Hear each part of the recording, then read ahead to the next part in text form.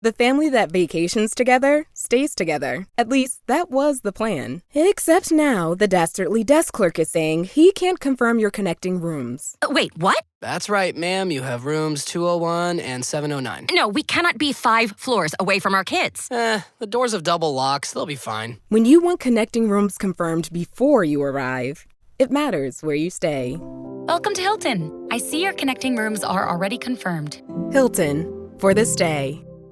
Welcome to Marvelous Disney, the podcast that discusses the most recent doings at one of the more dynamic divisions of the Walt Disney Company, which is, of course, Marvel Entertainment.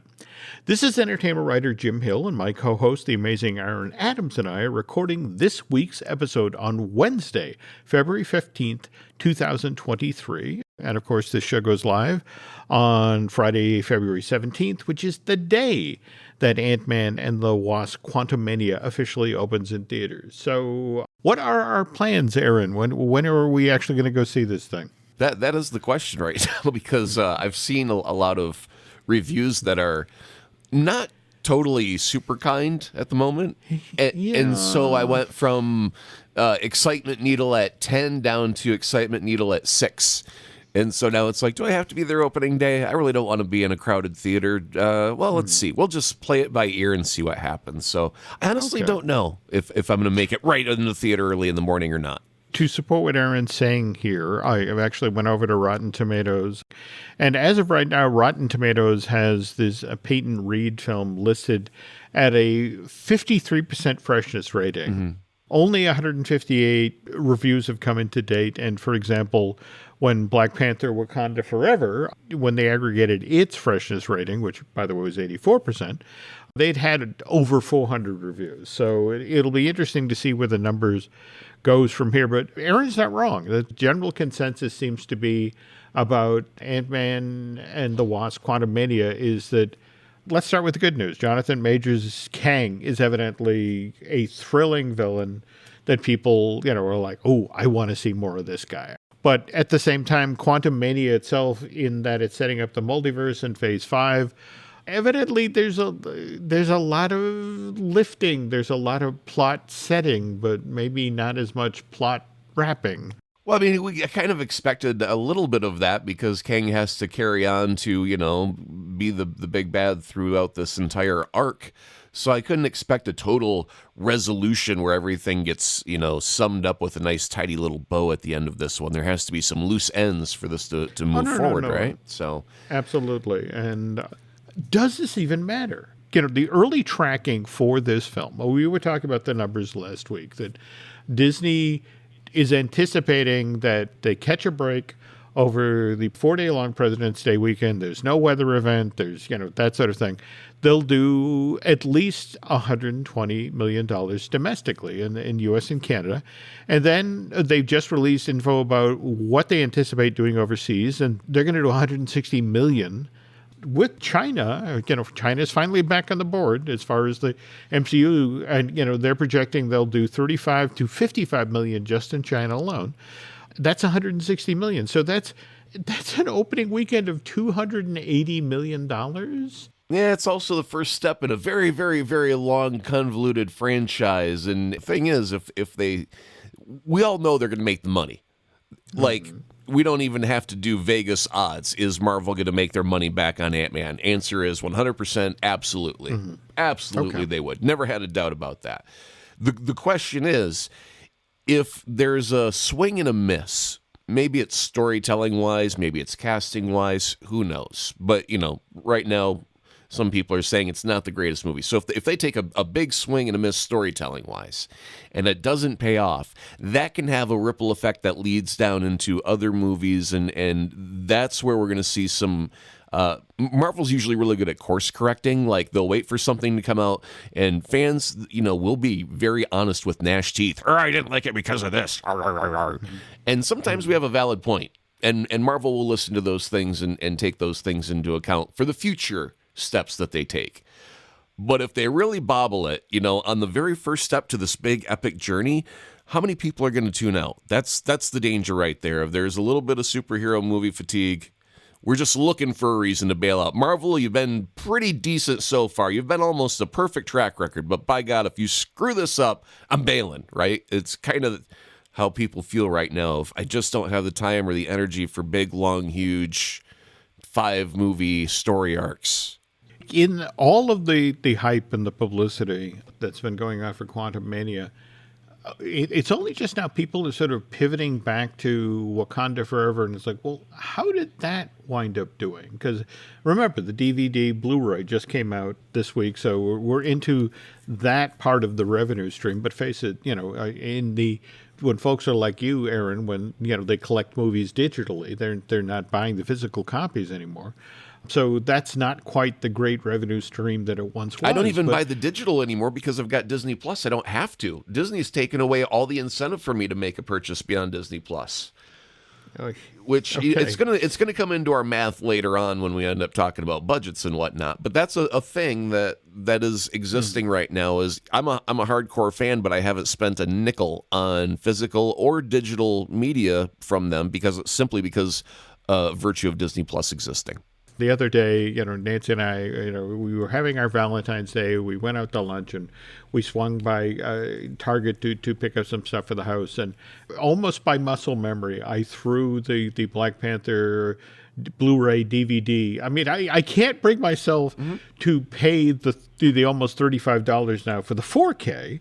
But it's like, okay, so I'm paying $27. And Nancy, just sort of looked at me. It's like, really? Really? Yeah, that's the thing. Like even on Apple Plus or Apple TV, when you look at the store, you just spend the $20 and you get the 4K version, and I mean, you don't get the bonus features most of the time, and anything all the gratuitous bonuses are usually missing, but you get a very serviceable 4K copy that looks pretty darn slick on your screen without any streaming at a better price point, $20 versus almost double that.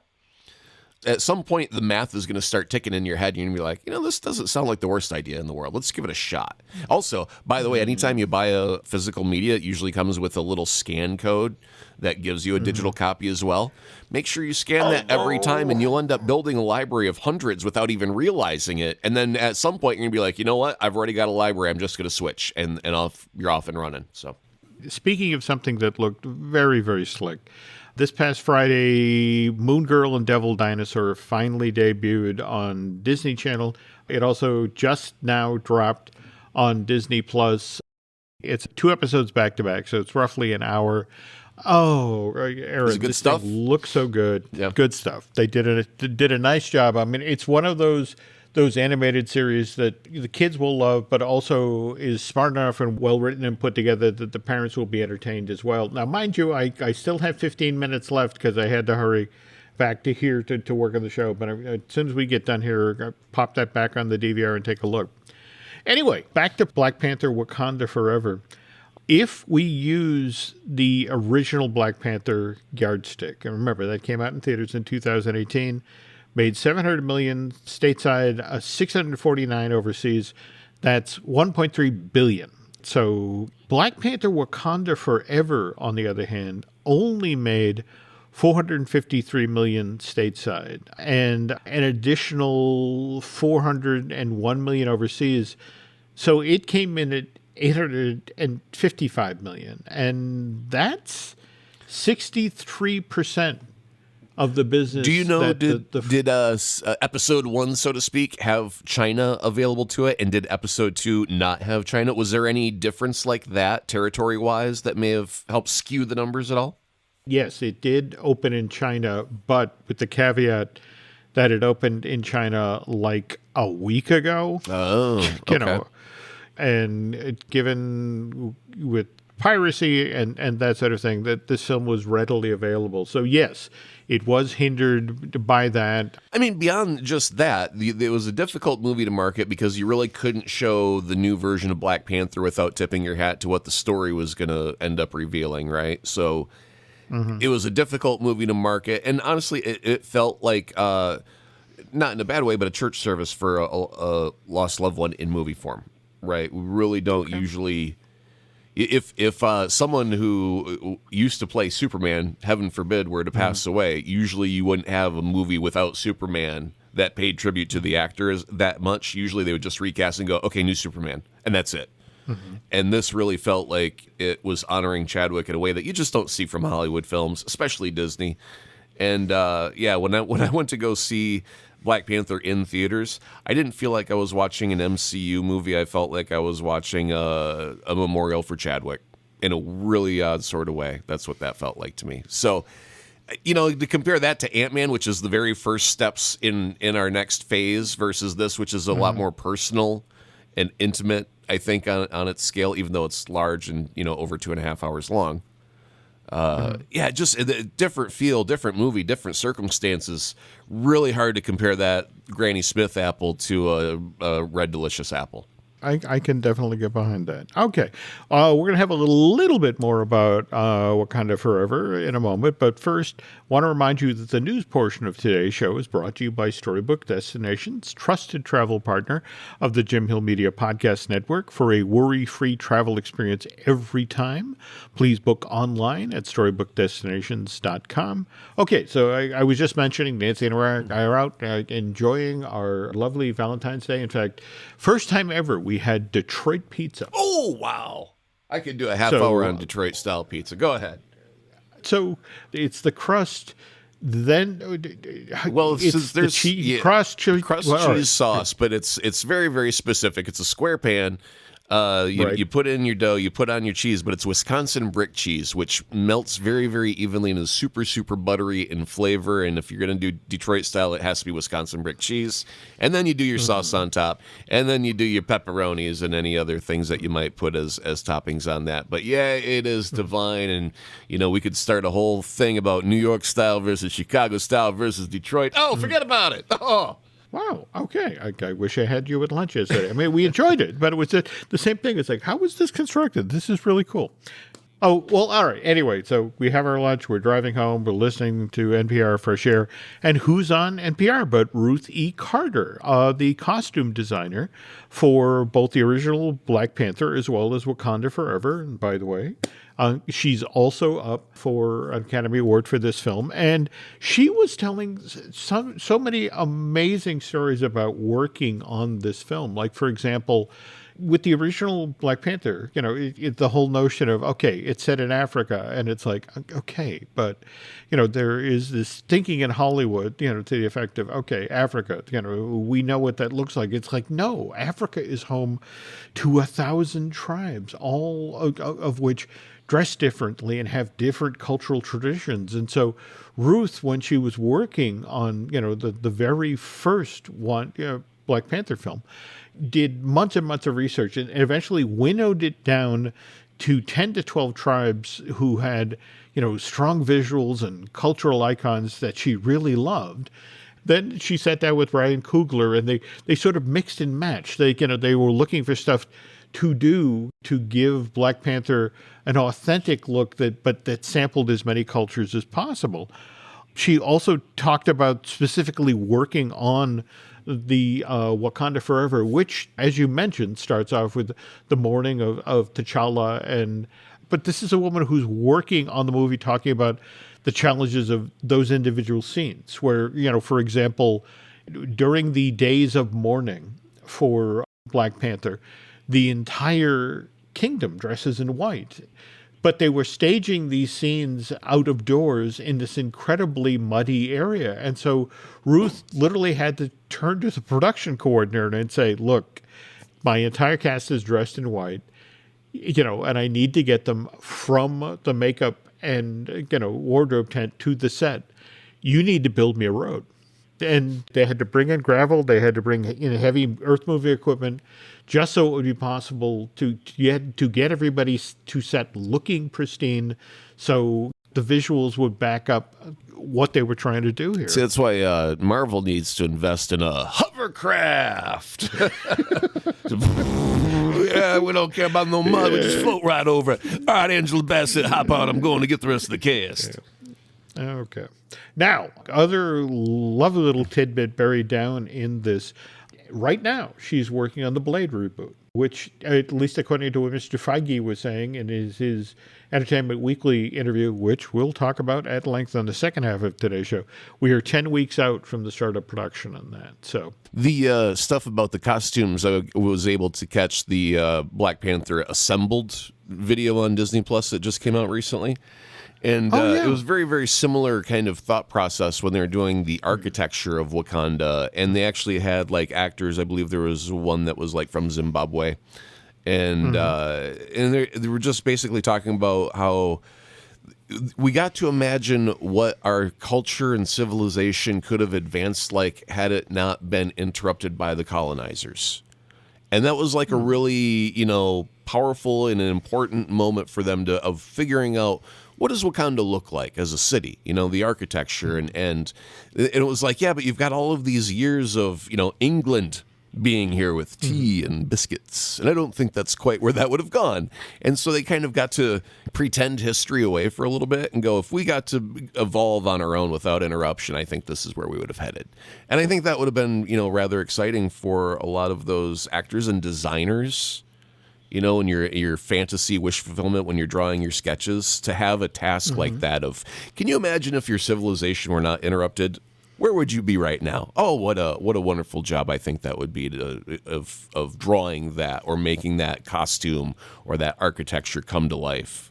Lovely transitional opportunity here. You were just talking about England and tea and biscuits. Yeah. And earlier this week, we learned that Emma Corrin, she's the young lady who played Princess Diana in the Crown series. She's officially just joined the cast of Deadpool 3. By the way, Aaron and I were talking off air before we got started here tonight about the other news about who's potentially joining the cast of this first R-rated MCU film. And, well, to set this up, Sir Patrick Stewart is out doing publicity for Picard, season 3. In fact, I think it's getting underway tonight on Paramount Plus. And, in passing, one of the reporters, are you looking forward to the new Deadpool film and seeing Hugh Jackman back as Wolverine? He said, funny thing, I was just told to be on standby for that film. He goes on to say that his good friend, Sir Ian McKellen, also is planning to return to, or in this case, I guess, officially entered the MCU by putting an appearance on Deadpool 3. So what's your take on that, Aaron? To suddenly go from, okay, it's Hugh Jackman as Wolverine to we're getting Professor X and potentially Magneto back in this movie. You know what you didn't hear about from that interview was the Marvel PR team rappelled down from some skylights to take out that chatty Mr. Talkie Box. But some Starfleet representatives phased them and stunned them and protected Sir Pat, Captain Picard, because he's just got so many jobs that, Paramount's like, I'm sorry, Marvel PR team. This man's important. We've got stuff to film. You're going to have to wait your turn. So, I can't believe that he's just saying that with no repercussions. Marvel is really super secretive.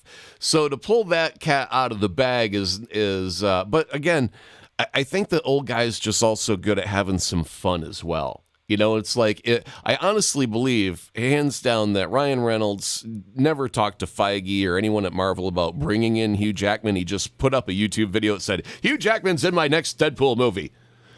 And I think that's kind of the scam that they're going to go with, where Patrick Stewart can go, oh, by the way, Ian McKellen's also in the movie. That's what I hear. Yes, that's what I hear indeed. Tea and crumpets, tea and cookies, biscuit, yes, delicious. Make it so. Okay. To circle back to Ms. Corrin, the rumor that's making the rounds, Emma is supposed to play Lady Deadpool, the Wanda Wilson from A Parallel Earth? Okay. I can see that. Why not? Okay. We've already had our multi-Peters from the Spider-Man movies. We're going to have Wolverine back from the Fox universe. We're getting ready to go into this crazy multiverse with Kang. Why the hell shouldn't we have Lady Deadpool be introduced by now? Well, be interesting to see if this actually happens. Pivoting now to something that almost happens. Did you see this John Leguizamo story about Spider-Man Homecoming? John was not in Homecoming, was he? I don't think he was. No, he was not. But the folks at Marvel had conversations with Michael Keaton about coming to play the Vulture in Spider-Man Homecoming. For whatever reason, Michael had hesitated. They pivoted to John. And in an interview that he just did, he's out doing publicity now for the, I guess, Violent Night, the Blu-ray DVD of that is coming out. Mm-hmm. And so he sat down with comicbook.com and to the effect explained, look, I was supposed to be the Vulture. We had negotiated and I was about to play him. And then they said that Michael Keaton wanted it back. And they asked if I would give it up. And he said, well, okay, I guess. He said, no, we'll work with you. We're going to, and evidently they offered him a tinier role in the film. And John at that point went, nah, yeah, exactly. I would have been the same way. No, I ain't playing that game. Give me the feathers, freaks. There was, once upon a time, they were going to have Malkovich playing Sam Raimi's fourth version. This is true. Yeah, and if Raimi got to do Spider-Man 4, they would have had Malkovich as the Vulture. It would have been great if Michael Keaton had turned it down to go back to Malkovich for a minute. I really can't see John Leguizamo being that character in any way, shape, or form. But I wouldn't mind him playing a big bad villain somewhere in the Spidey universe. I just never thought about him as casting. I'd have to think about who he'd be good as. Well, toward that end, I have to ask, did you see the Super Bowl ad where we got 2 Batmans for the price of 1? Yeah, that's a tough pill for a Marvel fan to swallow right now, because I saw that trailer and my jaw hurt when it hit the floor real hard. And even my wife, who has not been on the superhero bandwagon for a long, long time, and who has no love for anything DC, was like, that looks like the most fun movie of the year. I want to see that, and I hate that it's DC. And I'm like, right on, sister, let's go see it, because it looks just great. And they're doing their many worlds. I don't know how they phrase their multiverse, but they're going to be having a multiverse of their own, and it looks like they're going to do a spectacular job with it. It's going to be a whole lot of fun. And the thing that really sucks is the Snyder fans. Boy, are they going to be vocal when they really realize that this is the end of something and not the continuation of something. Oh, quick side note here. We were talking about John Leguizamo, comic book movies, that sort of thing. I want to remind folks that Spawn back in 97. Yeah, the clown. Yeah. Oh, he was wonderful as the clown. Oh, I mean, he's a great actor. And he's always been able to blend in much more chameleon-like than I ever would have thought to have given him credit for. So I don't doubt that he's got the ability to play just about any role thrown at him with great effect. I think he would do wonderful with just about anything. I just don't see him as the Vulture being the next logical choice. So I wonder how that connection was made at Marvel. Where like, you know what, John Leguizamo's the answer. I want to know who had that idea and where it came from. Well, now, speaking of wondering who came up with that idea, I sought out news of this project after seeing you talk about it on social media. The Spider-Man Noir live-action series that's in the work for Amazon. So didn't the character that Nicolas Cage voice in Spider-Man Into the Spider-Verse? Yep. So we got to start a grassroots campaign for everyone to get Nick Cage cast as the Spider-Man Noir, so we can get that same incarnation. Because I want to see him still working on the Rubik's Cube in black and white. That's what I want to see happen. That's the plot thread that needs to carry on into this Amazon series. Now, Jim, the interesting thing here is, in the streaming landscape that we've got, everyone's got a streaming service. Sony doesn't. What are they doing? They're buddying up close with Amazon real tight, because it's not just the Spider-Man Noir series that they're shuffling over there as well. They've got all of their Spider projects, I think, are basically going to Amazon. I believe Silk was going that way.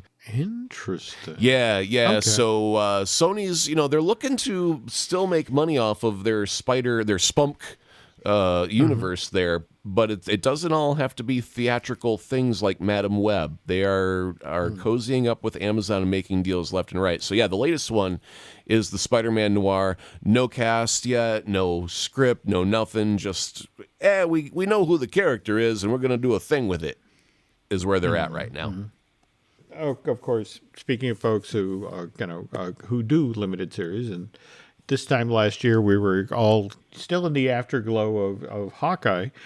Just wanted to follow up on Mr. Renner, who had that horrible accident on January 1st, with the snowplow tipping over on him and breaking over 30 bones. And Evangeline Lilly, who, of course, plays the Wasp in Quantumania, is out making the rounds, promoting that film, and was speaking with Access Hollywood and mentioned that she's actually been to Jeremy's home to check up on him.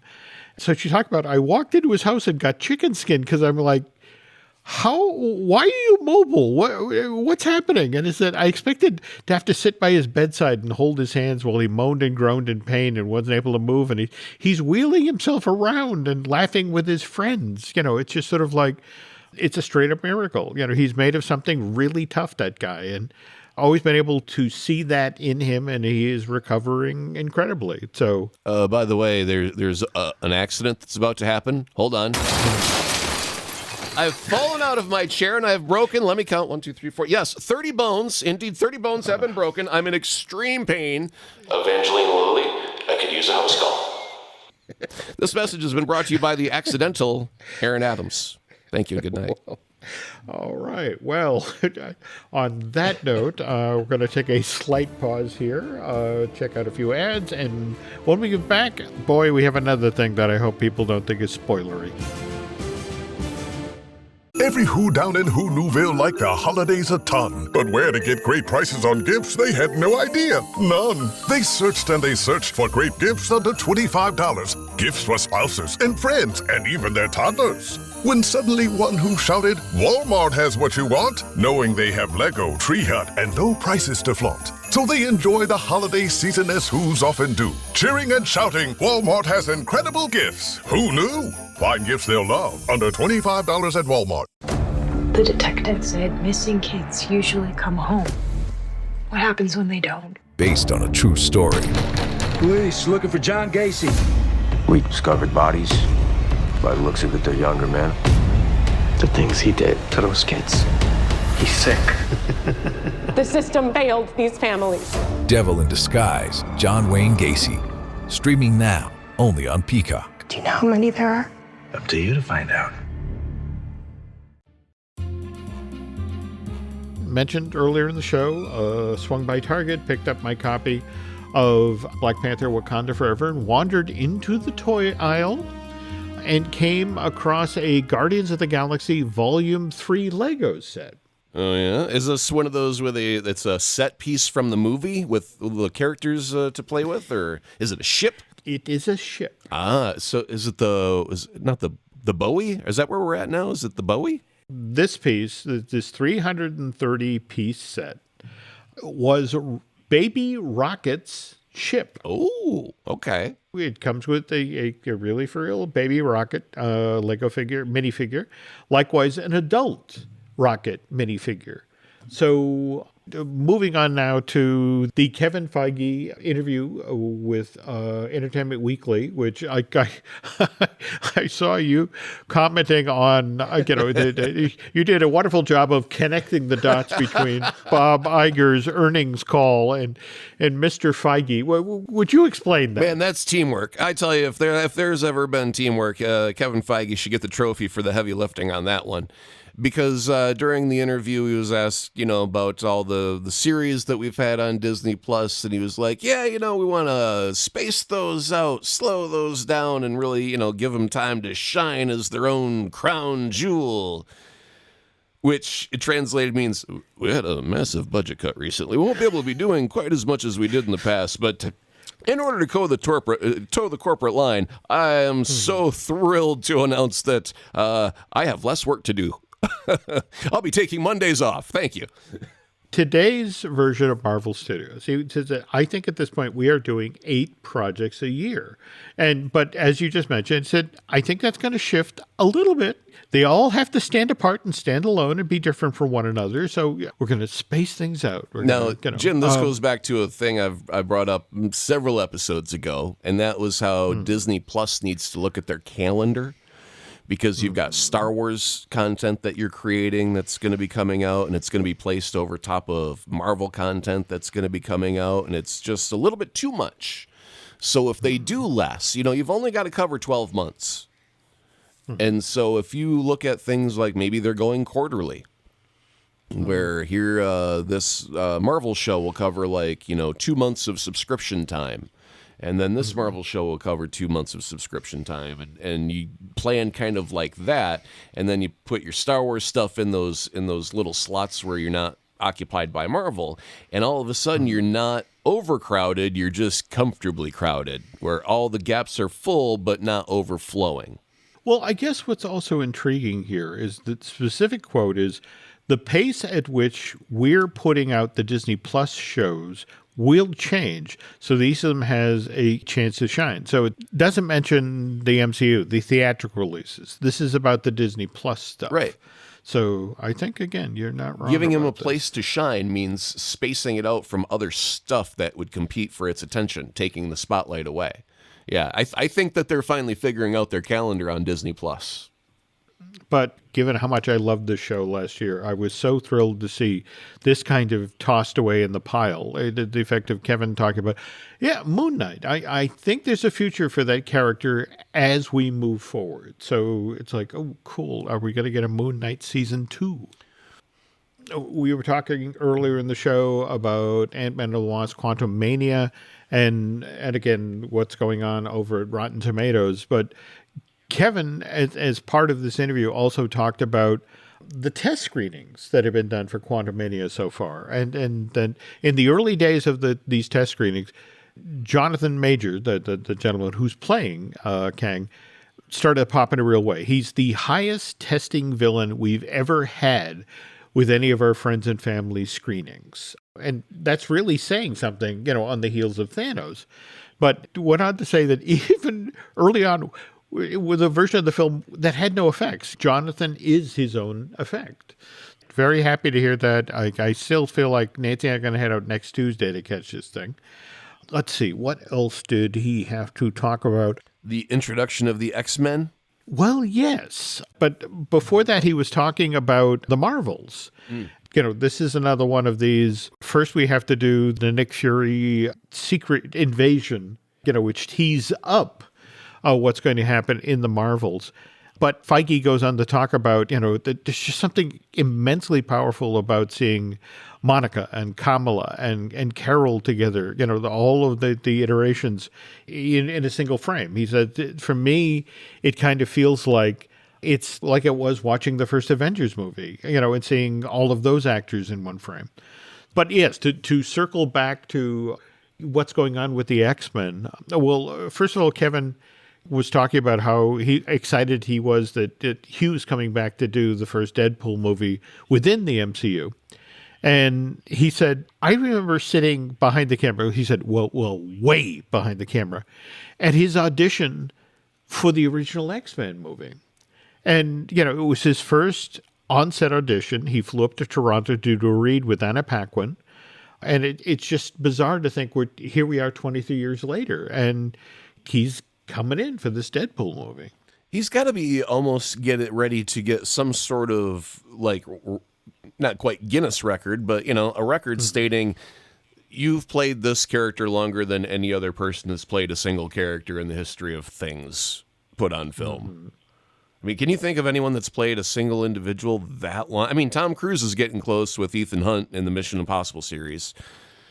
Speaking of a number of years, or, an evolved history of a character, Anthony Mackie's Sam Wilson about to be the new Captain America in New World Order. Mm-hmm. And as part of this interview, Kevin, front and center, admitted that, yes, Harrison Ford is in fact going to be playing the President of the United States, Thunderbolt Ross. But this is also the very same person who put Sam Wilson in that Supermax. So this is a Captain America who isn't necessarily a fan of the President of the United States. So when he's asked to do things, that's going to get a little interesting. What if they turned it into like a 48 hours buddy cop comedy where it was like, Mr. President, I'm here to rescue you. And they get handcuffed together. Oh, I hate this kid. I'd put you in jail again if I could. Just come with me. I got to save your life. Yeah, I can almost see like that. I know they won't, but just while we're having the ability to still fantasize about things that will never happen, I can see him playing the gruff Nick Nolte character and Mackie playing the Eddie Murphy character, but with wings. You mean like a jelly bird? A jelly bird that floats through the sky? Oh, I love a jelly bird. Sorry to quote I Spy in the middle of all that, but anyway. Okay. Though, as long as we're talking about Thunderbolt Ross, I guess we also have to touch base on the Thunderbolts, which another thing that Kevin's very excited about. They're going to start shooting relatively soon. And he says what's genuinely fascinating about this one is that all the characters we've grouped together, none of them consider themselves the heroes. And in fact, when your de facto leader is Bucky Barnes, that's sort of all you need to know. This is going to be a group that's constantly at war within itself. I just want to know what color Bucky's arm is going to be so they can sell a new toy. I mean, they always have to change his arm. He doesn't really change much. It's his hair length and his arm color. Does it have a red star on it or is it pure silver? Oh, we're going to give him a gold arm this time because he just came from a fancy dinner party and that was his dress arm. Okay, so now you've read this interview. So what did you take away in regard to, as Kevin talks here, he's looking like 10 films down the line, and he's talking about how, for example, the Fantastic Four, once that film launches, those characters become a huge pillar of the MCU.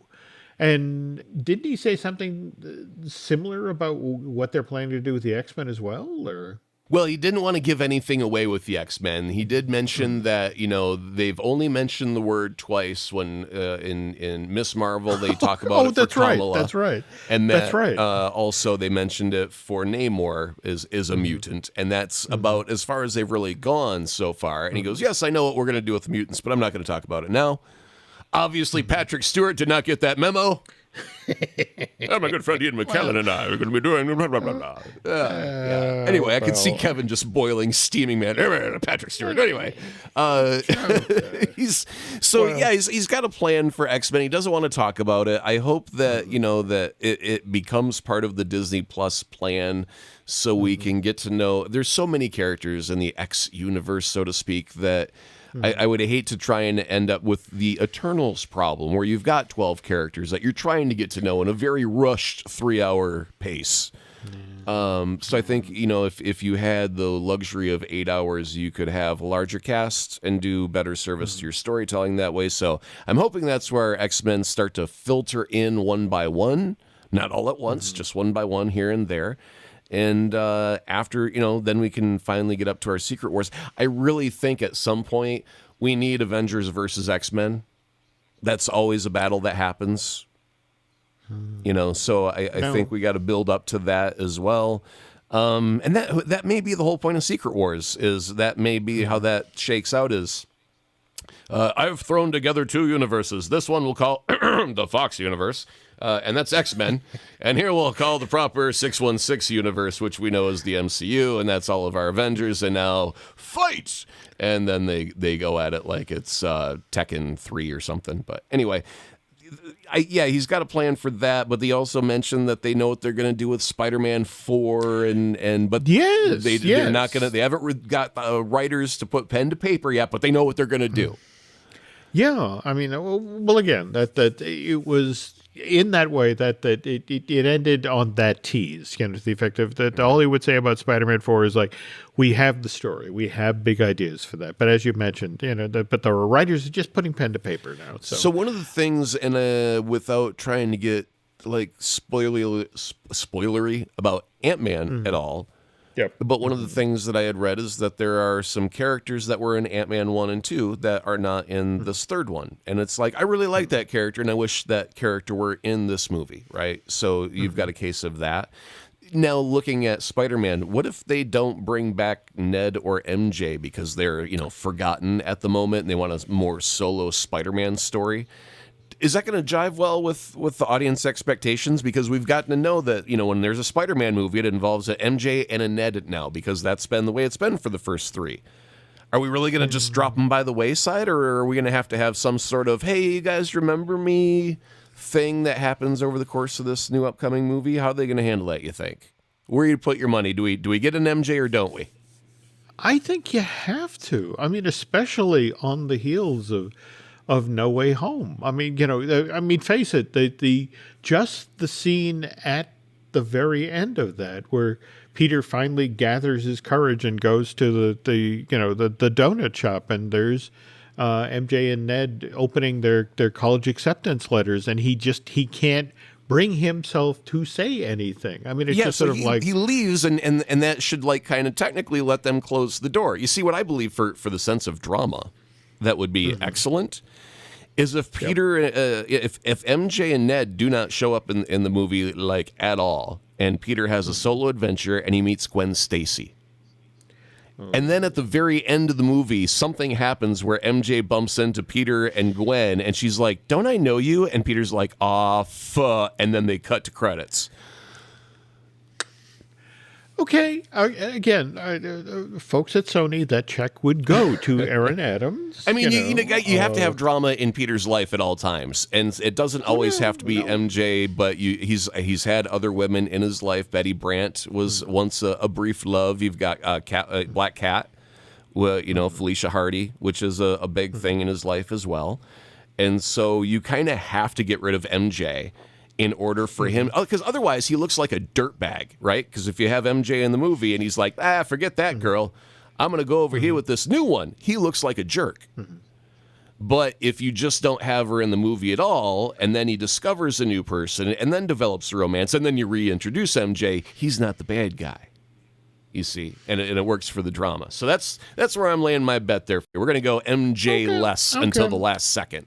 I'm not sure I want to take that bet. That sounds like a great cliffhanger. But again, this is why we have Aaron on the show. He had the wonderful observations about the real world. And toward that end, seriously, folks, if you're not listening to his 32nd Street podcast, which, by the way, do you want to share the news about how people can, there are now additional ways to access the show, right? As of today, we've accidentally published our first episode on Podbean. It was supposed to come out tomorrow, but, schedules. Okay. So it was like, we'll just let it be what it is. But if you want to now listen without have to paying a subscription, you can do that on Podbean. Just look for 32nd Street, 32ND Street.